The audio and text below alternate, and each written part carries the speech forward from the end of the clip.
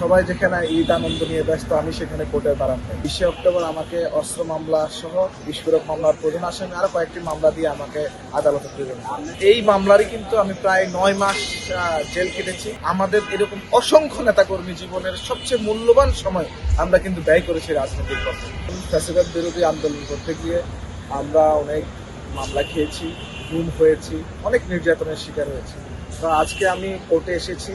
2023 সালে আমাকে ফ্যাসিস্ট সরকার 3 দিন গুম রেখে পরবর্তীতে 20 অক্টোবর আমাকে অস্ত্র মামলা সহ বিস্ফোরক মামলার প্রধান আসামি আরো কয়েকটি মামলা দিয়ে আমাকে আদালতে প্রেরণ করে। এবং সেই মামলাগুলোর যেই যন্ত্রণা এখনো মাথায় নিয়ে সেই বিচারাধীন মামলার হাজিরা দিতেই আমি আজকে কিন্তু কোর্টে এসেছি। তো ওই বিচারাধীন মামলাগুলো আমার এখনো শেষ হয়নি। আমি এই মামলারই কিন্তু আমি প্রায় 9 মাস জেল কেটেছি, কারা অন্তরীণ ছিলাম, দীর্ঘ সময়ের কারা অন্তরীণ ছিলাম। পরবর্তীতে আমি এই মামলা নিয়ে অনেকবার দ্রুত বিচারে আমাকে বিচার করার জন্য কিন্তু ফ্যাসিস্ট সরকার চেষ্টা করেছিল আমাকে দীর্ঘদিন কারামুক্তি যেন করতে হয় এবং রায় দিয়ে দেওয়া হয়। এরকম এই মর্মে কিন্তু তারা আমাকে দ্রুত বিচার করার জন্য ব্যবস্থা করেছে। সবাই যেখানে ঈদ আনন্দ নিয়ে ব্যস্ত, আমি সেখানে কোর্টের বারান্দায়। কি পেয়েছি আমি বাংলাদেশ জাতীয়তাবাদী ছাত্র দলের একজন কর্মী হিসেবে? আমি আমার জীবনের, আমাদের এরকম অসংখ্য নেতাকর্মী জীবনের সবচেয়ে মূল্যবান সময় আমরা কিন্তু ব্যয় করেছি রাজনৈতিক পথে।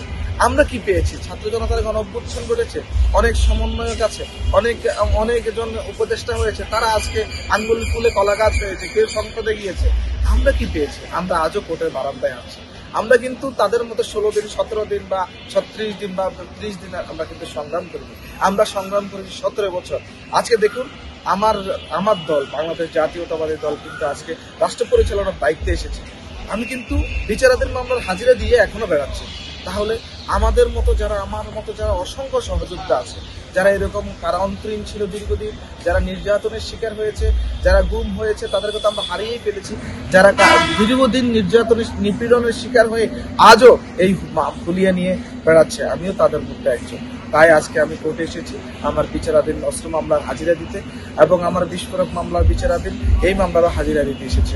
বাংলাদেশ জাতীয়তাবাদী ছাত্র দলের কর্মী হিসেবে আমি এখনো কোর্টের বারান্দায় এসে বিচারাধীন মামলার হাজিরা দিতেছি। তার মানে ফ্যাসিস্টরা আমাদের কি করেছে, কি নির্যাতন চালিয়েছে, এটা বলে প্রকাশ করার মতো না।